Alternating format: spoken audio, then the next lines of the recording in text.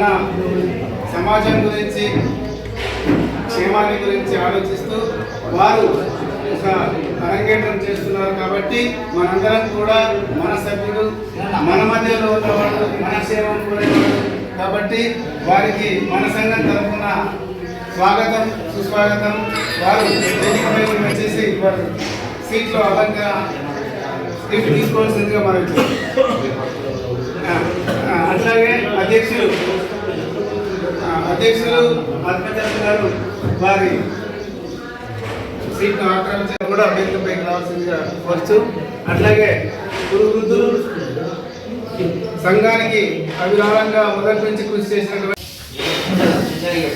మన సంఘ సభ్యులు మన పద్మశాలి మీద రాజశేఖర్ గారు రాజకీయంగా ముందడుగేసినట్టు నాకు చాలా సంతోషం ఉంది.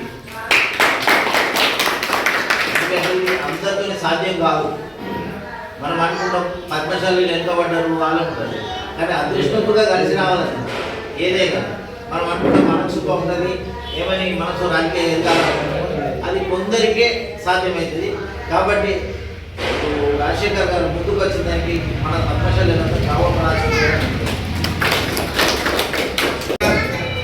తర్వాత మన సభను ఉద్దేశించి వారు ప్రసంగించాల్సిందిగా మనం చూస్తున్నాం.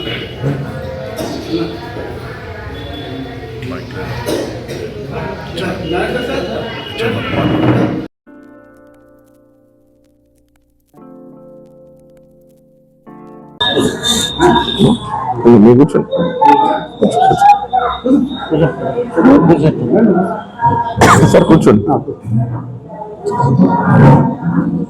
జై మార్కండేయ.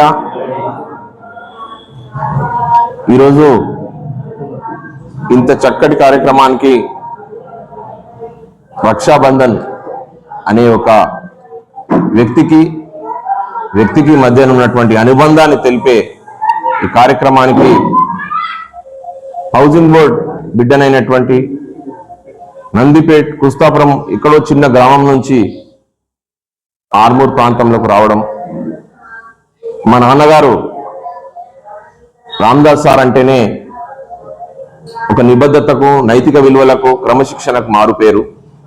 1969లోనే ఎంఎస్సి మ్యాథమెటిక్స్ చేస్తూ ఆయన విద్యార్థుల పట్ల, అలాగే తోటి సహోదరుల పట్ల, అలాగే సహా అధ్యాయుల పట్ల ఆయన చూపించినటువంటి మానవతా విలువలు నాకు ఆదర్శంగా భావిస్తాను. వాస్తవంగా సింహభాగమైనటువంటి మన పద్మశాలి బంధుజనులందరూ కూడా వృత్తిపరమైనటువంటి జీవితాన్ని నమ్ముకొని 1940-50 మధ్యలో ఎన్నో కష్ట నష్టాలకు ఓర్చుకొని భారతదేశం అంతటా కూడా స్వాతంత్రం వచ్చినా కానీ నిజాం నిరంకుశ ప్రభుత్వం వల్ల మనకు ఒక 3 సంవత్సరాలు లేట్గా మనకు అందింది. రజాకార్ల ఆకృత్యాలకు బలైపోయినటువంటి మన బడుగు బలహీన వర్గాలకు మంచి ధైర్యాన్ని ఇచ్చినటువంటి కొండా లక్ష్మణ్ బాపూజీ గారు మలితరం, తొలితరం, మధ్యతరం తెలంగాణ ప్రత్యేక పోరాటానికి ఆయన తీసిన విధానం పద్మశాలందరికీ కూడా గర్వకారణమే. వాస్తవంగా ఒక పద్మశాలి అనగానే పద్మం నుంచి అంటే బురద నుంచి ఒక మంచి తనాన్ని బయటకు తీసుకొచ్చే విధానం ప్రతి ఒక్కరికి కూడా ఆదర్శం. ప్రపంచానికి వాళ్ళ మాన ప్రాణ రక్షణ ఇంపార్టెంట్ అయినటువంటి బట్టను మన మానాన్ని కాపాడినటువంటి బ్రహ్మదేవుడు బొడ్డు నుంచి వచ్చినటువంటి మనం ఎవరైతే ఉన్నామో నిజంగా ఆదర్శప్రాయులము. ప్రతి ఒక్కరికి కూడా మానవతా విలువల్ని నేర్పగలిగినటువంటి వ్యక్తులు. ఈరోజు ఈ కార్యక్రమం అధ్యక్షత వహించినటువంటి గౌరవనీయులు శ్రీ ఆత్మచరణ్ గారు, అలాగే మా గురువు గారు అయినటువంటి ప్రకాష్ సారు, కార్యదర్శి గారు, కోశాధికారి గారు, అలాగే జ్ఞానేశ్వర్ సారు, అంజయ్ సారు, మా శేఖర్ అన్న, అలాగే మా ఈఆర్ ఫౌండేషన్ నుంచి వచ్చినటువంటి సురేష్ అన్న, రామచంద్ర అన్న, దినేష్, అలాగే జీవన్, చందు, వాళ్ళతో పాటు మా మామ శంకర్ మామ, సాయన్న గారు అండ్ మరి పంతులు గారు అందరూ కూడా నా యొక్క ప్రేమపూర్వక అభినందన తెలియజేసుకుంటూ, రక్షాబంధనం అనేది కేవలం అన్న చెల్లె అన్న గట్టేది కాదు. నేను నీకు రక్ష, మన మానవత్వానికి రక్ష, మన యొక్క సోదర భావానికి రక్ష, మన ప్రేమ భావానికి రక్ష, కష్టాల్లో నేను నీకు రక్ష, అన్యాయం జరుగుతున్నప్పుడు నేను నీ పట్ల నిబద్ధత చూపించేదానికి రక్ష, అలాగే అవినీతి అహంకారమైనటువంటి ధోరణులకు నీకు నేను ప్రతి ఒక్కరికి కూడా రక్ష అనే యొక్క ఈ సంకల్పాన్ని అనాదిగా ద్రౌపది ఒక నిండు సభలో అవమానం జరుగుతున్నప్పుడు తన అన్నైనటువంటి శ్రీకృష్ణుడు తన యొక్క మానాన్ని కాపాడినటువంటి విధానము రక్ష. అలాగే సీతాదేవి అక్కడికి వెళ్తున్నప్పుడు రావణాసుడు వెతుకొని పోతున్నప్పుడు గరుత్మంతుడు వచ్చిన తర్వాత నేను కాపాడడానికి ప్రయత్నిస్తున్నప్పుడు అది ఒక రక్ష. పురాణంలోని ప్రతి ఒక్క దాంతో పాటు ఇక్కడ జరుగుతున్నటువంటి అమానవీయ కోణాలు, అకృత్యాలకు వ్యతిరేకంగా జరుగుతున్నటువంటి ప్రతి అంశం కూడా ఒక రక్షగానే భావిస్తాం. ఇన్ని రోజులు మన దాంట్లో ప్రొఫెషనల్స్ ఉన్నారు, ఉద్యోగులు ఉన్నారు, విద్యావంతులు ఉన్నారు, బిజినెస్ మ్యాన్లు ఉన్నారు, అలాగే రాజకీయ నాయకులు లేరు అనే ఒక చిన్న లోటుపాటు మనకు కనబడుతుంది. 119 అసెంబ్లీ నియోజకవర్గాల్లో మనం పోటీ చేసినటువంటి కంటెస్టెంట్స్ ఎవరైతే ఉన్నారో దాదాపు వేళ్ల మీద లెక్క పెట్టేసి 5-6 పోటీ చేశారు. దాంట్లో ఒక 2 మాత్రమే విజయం సాధించారు అని చెప్పగలుగుతాం. మొత్తం జనాభాలో 4% ఉన్నటువంటి మన యొక్క పద్మశాలి బిడ్డలందరం కూడా పోరాడితే ఖచ్చితంగా మనం రాజ్యాధికారం సాధించవచ్చు. ఈ రాజ్యాధికారం అనే అంశం ఏదైతుందో ఈ మధ్య కాలంలో మనం చూస్తున్నటువంటి దాంట్లో కేవలం డబ్బు సంపాదించుకోవడానికి మాత్రమే, లేదంటే వారి యొక్క ఆస్తులు కాపాడుకోవడానికి, లేదంటే ఆస్తులు సంపాదించుకోవడానికి, అధికారం చెలాయించి వారి యొక్క వెండెట్ట అంటే వారి యొక్క వ్యతిరేక విధానాలు ఎవరి మీదైనా అంకుశాన్ని ప్రదర్శించేటువంటి ఈ యొక్క సమకాలీన రాజకీయ వ్యవస్థను మార్చడానికి అప్పటి నుంచి ఇప్పటిదాకా ఈ మధ్య మనం చూసినాం. 1950 నుంచి ఇప్పటి వరకు అసెంబ్లీ నియోజకవర్గాల్లో 100కి సింహభాగం కొంతమంది మాత్రమే పరిపాలించారు. మనం మాత్రం ఒక 2 మాత్రమే మన బీసీలకు సంబంధించిన అంశం ఇక్కడికి వచ్చింది అనేది మాత్రం చాలా మందికి ఈ మధ్య అది కొంచెం వైరల్ అయింది. భావజాలం ఖచ్చితంగా వచ్చినప్పుడు మనసులన్నీ చైతన్యవంతమవుతాయి. చైతన్యం నుంచి విప్లవం మొదలవుతుంది. విప్లవం నుంచి తన హక్కుల కొరకు పోరాడతాం. హక్కులు అనేటివి మనకు రాజ్యాంగం ఇచ్చింది. ఈ ప్రజాస్వామ్యంలో రాజ్యాంగమే గొప్ప మనకు దిక్సూచి, టార్చ్ బేరర్. మహాత్ముడు బాబాసాహెబ్ అంబేద్కర్ గారు, సాహు మహారాజ్ గారు, శివాజీ గారు, అలాగే ఎంతో గొప్ప గొప్ప వ్యక్తులందరూ కూడా మనకు దారి చూపించి ఈ రకంగా బతకండి, మేము అణగారిన వర్గాలము, మాకు ఒక నిజాయితీ కలిగినటువంటి ఒక రాజకీయ నాయకుడిని ఎంచుకొని మీ జీవిత పరిపాలనను సక్రమంగా చేసుకోమని అంటే అల్ప సంఖ్యాకులు ఎవరైతే ఉన్నారో మన పైన ఆధిపత్యాన్ని చెలాయిస్తూ మనల్ని కూడా బానిసలుగానే మిగిలిగొట్టింది. ఇప్పటి వరకు మనకు ఉన్నటువంటి ఓపిక నశించిపోతున్నది. ఎందుకంటే దేంట్లో కూడా మనల్ని ఓటు బ్యాంకుగానే చూసారు తప్ప మనం అత్యవసరం వాళ్ళు గెలిచిన తర్వాత వాళ్ళ గేట్లను కూడా ముట్టని పరిస్థితి ఉంది మనకు. దయచేసి పద్మశాలి మిత్రులారా, ఇది వేదిక కాదు, కానీ ఒక రక్ష అనే ఒక అంశం వచ్చింది కాబట్టి నేను చెప్పదలుచుకున్న మీ అందరితో, మనం ఐకమత్యంగా లేము అని ఎవ్వరు కూడా అనుకున్నా మనకు పడది. ఇక్కడ ఇంతమంది ఉన్నారు, హౌసింగ్ బోర్డులు ఉన్నటువంటి దాదాపు సింహభాగం వ్యక్తులందరూ ఇక్కడికి వచ్చారు. వాళ్ళు ఏమనుకుంటారంటే మనకు అభద్రతా భావం ఉంటది, ఇన్సెక్యూర్ ఉంటది. ఏమని, అయ్యో మనం మనగలుగుతామా, లేదా డబ్బు పెట్టుకోగలుగుతామా, లేదా మనకు రాజకీయ క్రోడీకరణ జరుగుతుందా, మనం అటువంటి పోలరైజేషన్ జరుగుతుందా అని అనుకుంటాం. కానీ నిజాయితీగా చెప్తున్నా, నేను ఫస్ట్ గా రాజకీయాల్లోకి వస్తున్నాను అనుకున్నాం కానీ అందరు హేళన చేసిరు. ఈ మన కులాన్ని కించపరిచే విధంగా మాట్లాడి వీళ్ళేం చేస్తారు రాజకీయం, వీళ్ళకి ఏం తెలుసు అని చెప్పిన మాటలు మీ అందరి మదిలో వెదులాడుతున్నాయి. కానీ కొంచెం ఎదుగుతున్నప్పుడు వాళ్ళు మన పట్ల నిర్లక్ష్యాన్ని ప్రదర్శించారు. మళ్ళా కొంచెం ఎదుగుతున్నప్పుడు మన పట్ల దృష్టి సారించకుండా పక్కకు జరిపిండ్రు. దాని తర్వాత ఇప్పుడు చర్చ మొదలైంది. చర్చ మొదలైన తర్వాత హైదరాబాద్ లో కూడా మన పద్మశాలీల యొక్క ఆ పేరు వినబడుతుంది అని అంటే మన యొక్క విద్య, మన యొక్క మేధస్సు, మన యొక్క ప్రేమ, మన యొక్క అందరి యొక్క ఐకమత్యం తప్ప ఇంకోటి కాదని నేను చెప్తున్నా.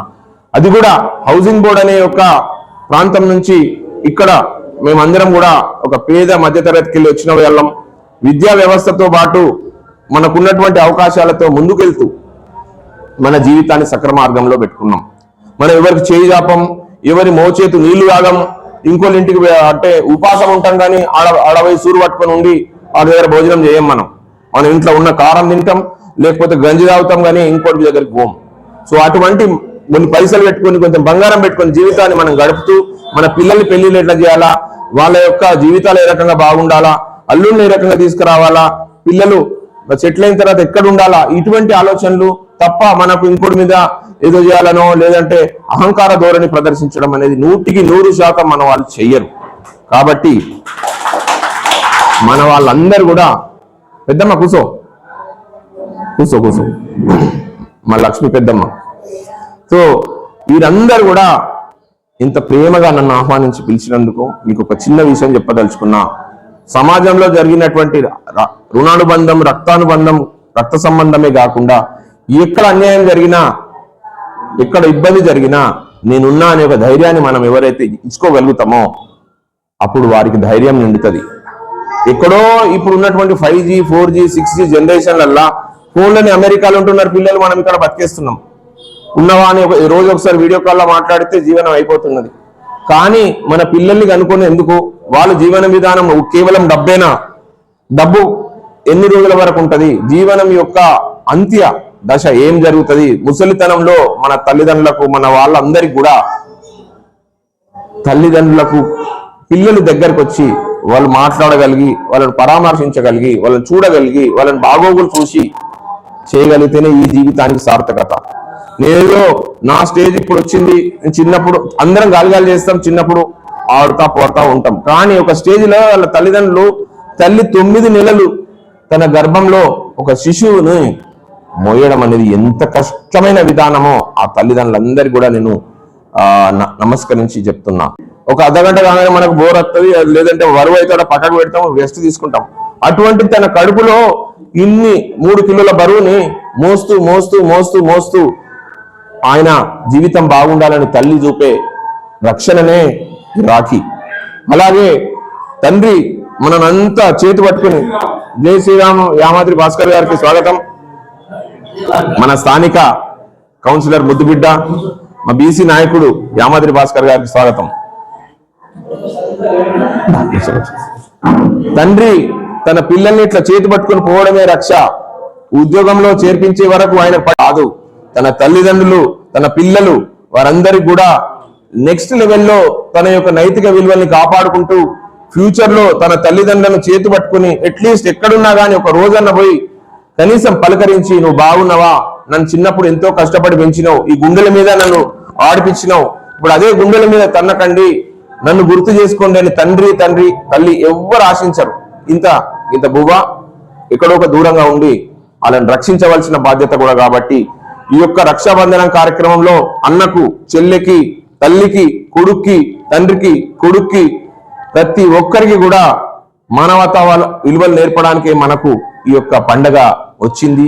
ఈ రక్షాబంధనం అనేది నువ్వు నాకు తోడుగా ఉంటావు, నన్ను ఏదైనా సమస్యలో ఉన్నప్పుడు నన్ను కాపాడుతావు అనే ఒక ఆశతో, శ్వాసతో ఈ యొక్క అవినాభావమైనటువంటి సంబంధాలు, మానవ సంబంధాలు, కుల బంధువులు ప్రతి ఒక్కరిని కూడా కాపాడాలని, మీ అందరికీ ఆ దేవుడు మంచి శక్తినిచ్చి ఇబ్బందిలో ఉన్నప్పుడు దేవుడిని నేను కొడుకుంటా, నాకు అన్ని వరాలు, ఏ కష్టాలు వద్దు అని కాదు, దేవుడికి నేను సమస్యలు వచ్చినప్పుడు ఎదుర్కొనే శక్తి మాత్రం నాకు ఇవ్వమని నేను కోరుకుంటా పక్కా. అందుకోసమే అందరూ అంటారు, రామదాస్ సార్ కొడుకు నీకు ఏం అవసరం, నువ్వు మంచి పని చేసుకొని సీఏ చేసుకొని పని చేసుకోవచ్చు కదా, ఈ పొలిటికల్ ఏంది, అది వేరేలకు పెద్ద బాగా కోట్ల డబ్బులు ఉన్న కదా అని అంటారు. కాదు, మన రాజ్యాంగ నిర్మాతలు ఎవరైతే చెప్పిండ్రో, ఎవరు ఎక్కువ శాతం ఉంటుందో వాళ్లకు అన్యాయం జరగకూడదు అనే ఒక చట్ట నిబంధనల్ని మనం మామూలుగా నిర్లక్ష్యం గురి చేసుకుంటున్నాం. వాళ్ళు రాబందులు లెక్క చేరుతున్నారు. కాబట్టి చలిచీమలు ఒక పాముని కొట్టాలనంటే ఐకమత్యంగా ఉండాలా. 100% కంపల్సరీగా మీ నుంచి అది జరుగుతుందని కోరుకుంటున్నా.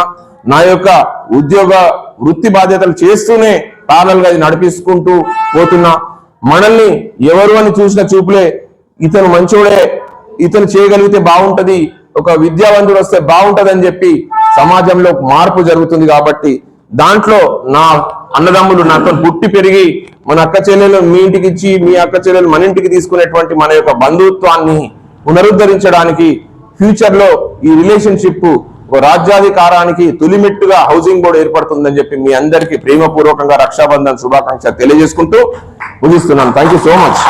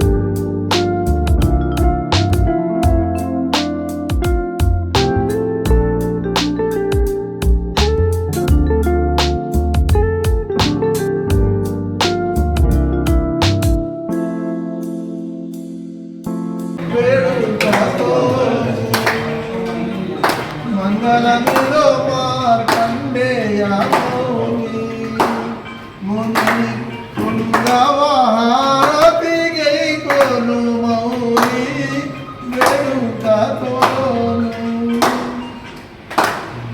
ధర్మృకండ మహాముని పుత్రుడవు ధర్మహృత్ కమల చరిత ప్రవీణుడవు సరసి జానుడవు సరసి జానుడవు శరణు శరణంటే మము చేరరావా మంగళ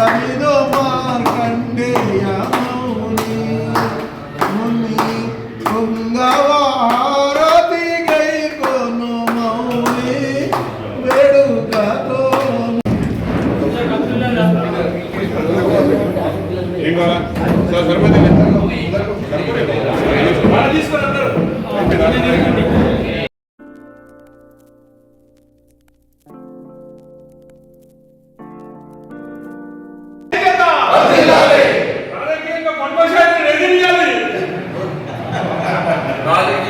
పద్మశాలీలు ముందడుగు వేస్తూనే ఉండాలి.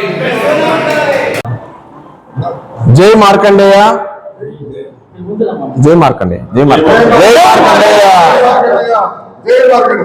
ఈరోజు రక్షాబంధనం కార్యక్రమంలో భాగంగా మామిడిపల్లిలోని మా సొంత ఇల్లు అయినటువంటి మామిడిపల్లి తరపలో అధ్యక్షులు మా గురువు గారైనటువంటి నరసయ్య సారు, హనుమాన్ బాపు, మా రామ్ గారు, మా యొక్క శ్రీధర్ అన్న, మా రమణన్న, మా సురేందర్ అన్న, ఇంకా ఇక్కడ ఉన్నటువంటి మా చిన్న మా అన్నలందరూ కూడా ఈరోజు రక్షాబంధన శుభాకాంక్షలు తెలియజేస్తూ, ప్రతిసారి ఈ రాఖీ పండుగ అనేది పద్మశాలీల ఐక్యతను మరింత పెంపొందింపజేస్తుంది.